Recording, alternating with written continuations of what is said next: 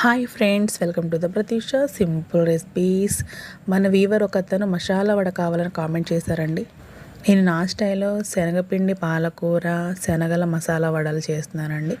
ఇందుకోసం ముందుగా ఒక బౌల్ తీసుకొని 1 కప్పు శనగపిండి, పాలకూర, తరిగిన ఉల్లిపాయలు,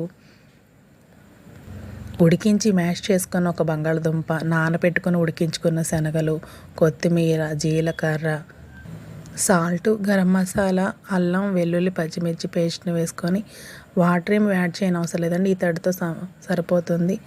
చక్కగా కలుపుకొని మీరు చూస్తున్నారు కదండి, ఇలా వడల్లాగా ఒత్తుకోవాలి. తర్వాత స్టవ్ ఆన్ చేసి ఒక ప్యాన్ పెట్టుకొని డీప్ ఫ్రైకి సరిపడా ఆయిల్ పోసుకొని ఆయిల్ హీట్ అయిన తర్వాత వడలు వేసుకొని వడల అంచులు కలర్ మారే వరకు వెయిట్ చేసి తర్వాత టర్న్ చేసుకోవాలండి.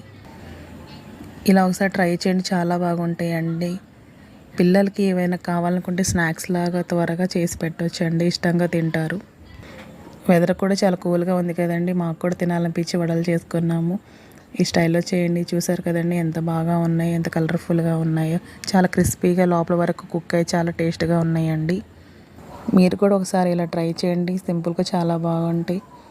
మరిన్ని వీడియోస్ కోసం సబ్స్క్రైబ్ చేసుకోండి, షేర్ చేయండి, కామెంట్ చేయండి, ఫాలో అవ్వండి. మీరు కూడా ట్రై చేయండి. అంతే సింపుల్. బాయ్.